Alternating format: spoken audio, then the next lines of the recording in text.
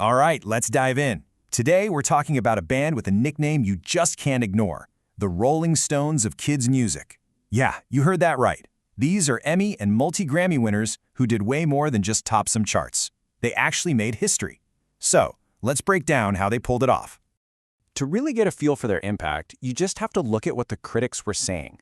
The Style Network didn't just say they were good, they called them the Rolling Stones of kids' music.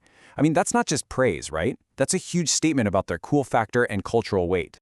And then you have the Washington Post taking it even further, literally crowning them the face of kidsy music.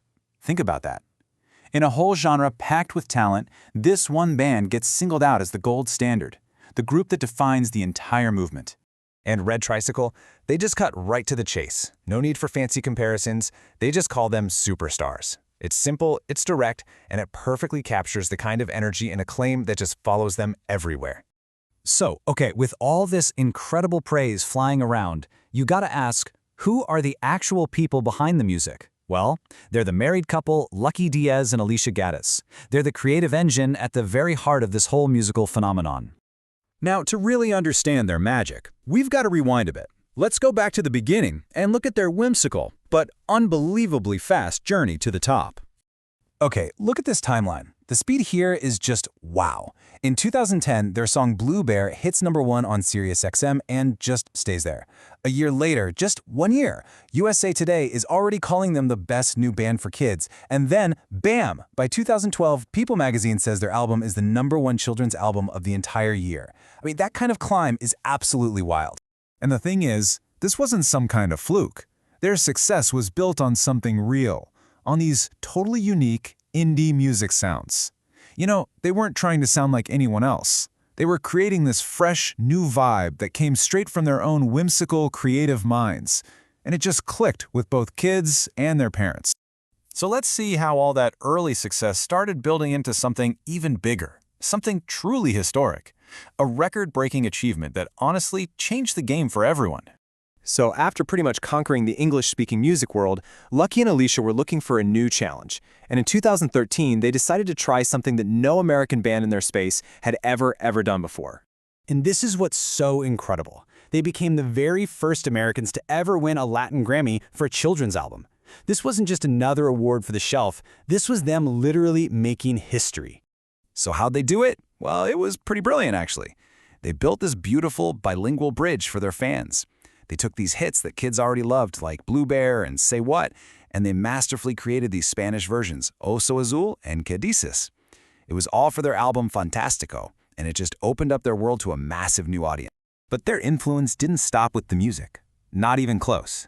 It really quickly spilled over and made a huge splash in mainstream pop culture. Their appeal just got so broad that media giants like NPR were paying attention. One host just came right out and said it, "This music is rocking." And, you know, when you start getting that kind of praise, the biggest brands in the world start to notice. And here it is, their biggest commercial break yet.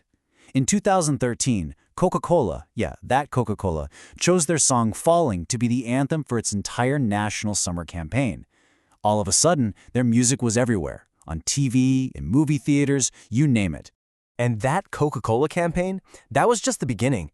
It completely opened the floodgates to this incredible list of partnerships with brands like Gap, Lego, and Whole Foods. And with features in places like the New York Times and on CNN, they basically cemented their status as true cultural mainstays. So what's the big takeaway from all this success? When you really boil it all down, it comes back to the core mission that's been driving them from the very start. For Lucky and Alisha, the music has always been a vehicle for something bigger. It's not just about making songs for people to listen to. It's about using their music and their stories to inspire creativity in others, to really spark their own artistic journeys. And they really put this into practice. Like during his author visits, Lucky doesn't just get up there and perform. He turns the whole thing around. He puts the focus back on the audience, and he starts with the most fundamental question of all. How do you even come up with an idea in the first place?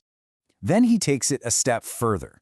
Because, it's one thing to have a great idea flash into your head, but it's a totally different challenge to actually hold on to it. So he asks them to think about how you can capture that little spark of creativity before it just vanishes.